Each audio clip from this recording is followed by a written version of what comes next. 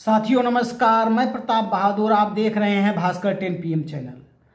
आज हम CIC प्रयागराज के प्रकांड विद्वान श्री रामचंद्र सर के यहाँ आए हैं।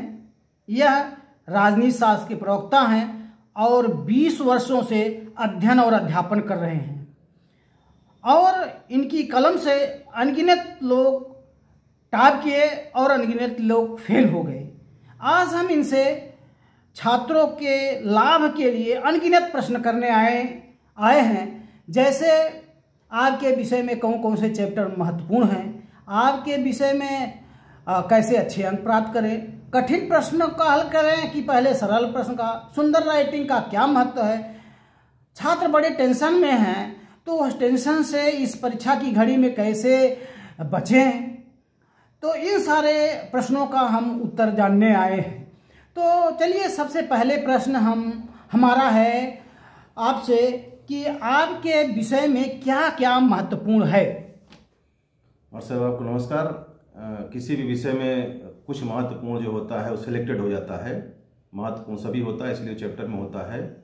तो बच्चों को ये चाहिए कि उसमें जो चैप्टर हैं 5 से 10 साल का आंसर ले लें, जो क्वेश्चन पेपर हैं जी, उसमें बार बार ये देख लें कि कौन क्वेश्चन जो है अधिकतम बार आ रहा है, हर बार आ रहा है। जी जी, जो हर बार आ रहा है वो अधिक महत्वपूर्ण है। जी, जो 1 साल गैप करके आ रहा है उससे कम महत्वपूर्ण है। जी, जो 2 साल गैप करके आ रहा है उससे कम महत्वपूर्ण है। बहुत इसलिए वो इस बात को ध्यान रखें कि कौन सा क्वेश्चन बार बार आ रहा है, हर साल आ रहा है, उसके बाद 1 साल गैप करके आ रहा है। इस तरह से 10 साल के क्वेश्चन पेपर को लेकर के वो उसमें सेलेक्ट कर लें और उसको पढ़ें परीक्षा के दौरान, परीक्षा के पहले, तब उनको ज़्यादा लाभ होगा इससे। ठीक। अच्छा सर बताएं, कठिन प्रश्न पहले करें, हल करें या सरल प्रश्न हल करें, और क्यों करें? सर जैसा कि हम लोग कॉपी जांचते हैं जी, कॉपी जांचने के दौरान बच्चे के मन में एक धारणा होती है कि शुरू से प्रश्न करने हैं। ऐसा कुछ नहीं है। उसको जो क्वेश्चन पहले आ रहा है, जो सरल लग रहा है, first impression is the last impression होता है जी। वो कॉपी में रोल नंबर लिखने से लेकर के जो त्रुटियां कर देता है, अध्यापक के दिमाग में एक परसेप्शन तैयार हो जाता है जी, धारणा बन जाती है। तो कटिंग न करे, उसमें जो है साफ सुथरा लिखे और जो क्वेश्चन पहले आ रहे हैं उसको जी वो इजीली उसी को लिखे। जो नहीं आ रहे हैं उसको आगे के लिए छोड़ दे। जब क्वेश्चन नहीं आ रहे हों तब विशेष ध्यान देकर के उसके जो शब्द हैं, शब्दों पर ध्यान देकर के उसका जो है संधि विच्छेद करके उसका अर्थ जान करके उसके बारे में कुछ लिखने का प्रयास करें। इस तरीके से वो नंबर पा सकता है जी। बहुत बहुत धन्यवाद। ये सर बताएं कि सुंदर राइटिंग का क्या महत्व है? सर सुंदर राइटिंग का बहुत महत्व है। जैसे हमारे आपके जीवन में सुंदरता का महत्व है, राइटिंग में भी बहुत ही महत्व है सुंदरता का। अगर वो बढ़िया लिखा है जी तो टीचर जान जाता है, क्योंकि जो लिखने का फ्लो होता है जी, लिखने का जो तरीका होता है उससे भी बॉडी लैंग्वेज पता चल जाती है जी। और जब साफ लिखता है तो टीचर को, चूंकि एक सीमा में कॉपी जांचने का आदेश निर्देश होता है जी, तो उसको आसानी होती है। अगर अस्पष्ट रहता है तब वो थोड़ा सा खींचता है अध्यापक, तो नंबर भी काटता है। इसलिए साफ रहता है तो अच्छे नंबर भी देता है और पढ़ने में उसको अच्छा रहता है जी। बहुत अच्छा सर। ये छात्र बड़े टेंशन में हैं आजकल, हम देख रहे हैं कि खाना पीना छोड़ दिए हैं और जो है रात भर पढ़ रहे हैं। कितना ज़्यादा पढ़ लें, इससे जो है उनके दिनचर्या पर बड़ा असर पड़ा है, स्वास्थ्य बड़ा असर पड़ा है। इस टेंशन से कैसे बचें और पढ़ लें?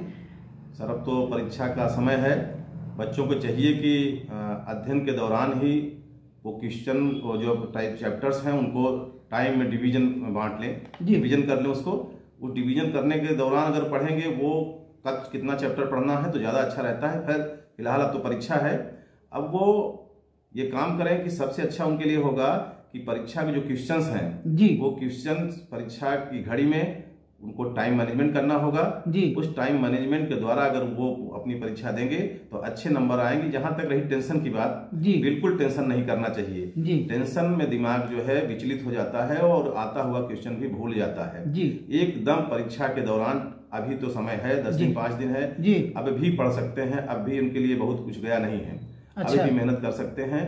हाँ, परीक्षा के दौरान टेंशन में ना हो, परीक्षा के 1 दिन पहले बिल्कुल फुल नींद लेकर के जाए, वो खूब सो करके जाए, फुल हंसते हुए जाए, बिल्कुल टेंशन में जाए। और परीक्षा के दौरान जो क्वेश्चन नहीं आ रहे हैं वो बाद में करे क्वेश्चन, और उसको सोच सोच करके करे, बढ़िया से करें, उसको अच्छे नंबर आएंगे। बहुत अच्छा।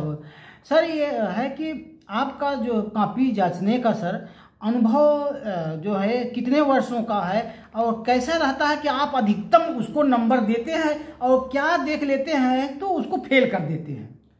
सर हम लगभग 19 साल से नौकरी कर रहे हैं और लगभग 16 साल से कॉपी जांच रहे हैं जी।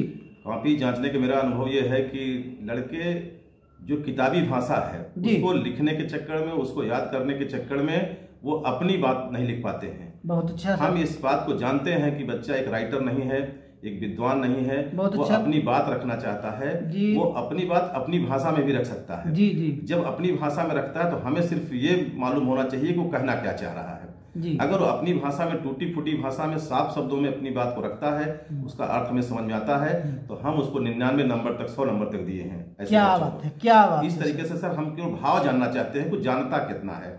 अगर उसका भाव हमको मिल गया तो भले वो टूटी फूटी राइटिंग भी है तब भी उसको नंबर देते हैं। इसलिए बच्चों को इस बात के लिए परेशान नहीं होना है कि वो किताबी भाषा को रटे, सिर्फ उसके भाव को जान के अपनी भाषा में लिखें, इसलिए वो अच्छे नंबर पा सकते हैं। मतलब कहने का तात्पर्य जो किताब में पढ़े लेकिन सारी बात अपनी भाषा में लिखे और इससे अध्यापक जो है संतुष्ट होता है, प्रसन्न होता है, पूरी तरह संतुष्ट होते हैं। अच्छा, तो कैसे फेल हो जाते हैं सर? देखिए सर, बच्चे फेल इसलिए हो जाते हैं, पहली बात तो किताबी भाषा के चक्कर में वो सेंटेंस बीच में एक भी सेंटेंस कहीं से गायब हुआ तो पूरा स्लिप कर जाता है। जी जी जी। और बच्चे जो है किताब की जो क्वेश्चंस के उत्तर होने चाहिए उससे हट के लिखना शुरू कर देते हैं। और सबसे बड़ी बात तो फेल होने की ये है सर कि क्वेश्चन नंबर कितने बच्चे नहीं डालते हैं। तो बच्चों को सबसे पहला तो बात यह है कि उसमें जो क्वेश्चंस होते हैं वो क्वेश्चन लिखते हैं, फिर क्वेश्चन का उत्तर लिखते हैं। उनको क्वेश्चन नहीं लिखना चाहिए, सिर्फ प्रश्नोत्तर नंबर लिखना चाहिए जी। इससे उनका टाइम बचेगा जी। तो उसमें टाइमिंग बचेगी और ऑब्जेक्टिव क्वेश्चन मात्र 5 मिनट में होगा। अच्छे नंबर इसलिए पा सकते हैं सर ये जी कि ये जो मैनेजमेंट लिखने का होता है बड़ा गलत तरीका होता है इनका। उनमें जो 60 क्वेश्चन होते हैं बहुविकल्पी वाले, इनको बाद में लिखना चाहिए जी। 5 मिनट समय लेकर लिखना चाहिए। वो अक्सर जो बच्चे होते हैं वो पहले लिख देते हैं छोटे क्वेश्चन को, ऑब्जेक्टिव को, फिर 1 नंबर को, ऑब्जेक्टिव को और 1 नंबर को बाद में लिखें, लॉन्ग क्वेश्चन को पहले लिखें। क्योंकि अगर वो अच्छे नंबर पा रहा है तो टीचर जो है बाद में कंजूसी कर जाता है, नंबर बड़े क्वेश्चन में काट लेता है। इसलिए क्वेश्चन छोटे को बाद में लिखे जी, समझ रहे सर, तो अच्छे नंबर पाएगा। फेल इसलिए हो जाते हैं कि वो सब्जेक्ट से हट कर लिखते हैं, उलूल जुलूल लिखते हैं, वो रिक्वेस्ट करते हैं। उनको कतई रिक्वेस्ट नहीं करना चाहिए, उनको सिर्फ अपनी बात जो है सब्जेक्टिव लिखनी चाहिए, तब वो फेल भी नहीं होंगे। चाहे हमको एक टॉपिक में एक ही शब्द मिल जाएगा फिर भी नंबर दे देंगे उसको, लेकिन सब्जेक्टिव मिलना चाहिए। बहुत अच्छा सर। अच्छा, फिर बड़ा विडम्बना है कि जब हाई स्कूल इंटर का रिजल्ट निकलता है तो पता चलता है कि सैकड़ों बच्चे सुसाइड कर लिए। क्या जीने की राहें केवल अध्ययन ही है? क्या और जीवन की राहें नहीं है और प्लेटफॉर्म नहीं है जहां वो अपना नाम रोशन कर सकते हैं या वो कर सकते हैं? राजनीति क्षेत्र, खेल क्षेत्र, क्या ऐसी क्षेत्र नहीं है जहां डिग्री की आवश्यकता नहीं है, उनके वास्तविक हुनर की आवश्यकता है, वहां नाम कर सकते हैं? ये सुसाइड करते, सुसाइड से मतलब उनको आप समझाएं जिससे वो सुसाइड न करें। देखिए सर, इसका एक कारण यह है कि वो जो सामाजिक परिवेश है, बच्चों के ऊपर दबाव होता है। बच्चों को चाहिए कि देखिए असफलता उनको सफलता की ओर ले जाती है जी। असफलता ये बताती है कि आपके प्रयास में कुछ कमी है, हम अगले प्रयास में इसको पा सकते हैं। वो कतई नहीं हताश होना चाहिए कि बच्चे फेल होंगे तो सुसाइड कर लें। सुसाइड करना बहुत बड़ी हताशा है, कायरता है। बच्चों को ये चीजें नहीं करनी चाहिए। बहुत सारे विद्वान हुए हैं, आप राहुल सकंतायन का नाम सुना होगा जी जी। बहुत पढ़े लिखे नहीं हैं जी, नहीं थे, लेकिन 36 भाषाओं के ज्ञाता थे। ऐसा नहीं है कि उनको नहीं पता होता है, वो हताशा में चले जाते हैं, डिप्रेशन में चले जाते हैं। फिर कतई डिप्रेशन में नहीं जाना चाहिए। जो पोर्शन उनको कमजोर रह चुका है उस पोर्शन को आगे वो जो है उसको अचीव कर सकते हैं। हमें ये नहीं चाहिए कि हम बहुत टॉप करके भी जॉब में न जाएं। हम 10 बार फेल होकर के, अगर 10 बार फेल होने के बाद भी पास होने पर पहली बार में अगर हम नौकरी पा जाते हैं, अपने लक्ष्य को प्राप्त कर लेते हैं, तो वो सबसे बड़ा हमारा अचीवमेंट होता है। बहुत तो बिल्कुल हताश नहीं होना चाहिए सर। हताशा जो हमारी कायरता को दर्शाता है जी जी। हमें जो है पॉजिटिव हमेशा सोचना चाहिए, नेगेटिव नहीं सोचना चाहिए। जैसे नेगेटिव सोचते हैं वो डिप्रेशन में चले जाते हैं। जी जी जी, बहुत अच्छा होता है सर। अंतिम प्रश्न है, आपके विषय का दैनिक जीवन में क्या महत्व है, 60 में बताएंगे? बहुत अच्छा प्रश्न आपने पूछा। हाँ। हर व्यक्ति, चाहे वो नागरिक शास्त्र से जुड़ा हो ना जुड़ा हो, यह विषय बिल्कुल उसके जीवन से जुड़ा हुआ है।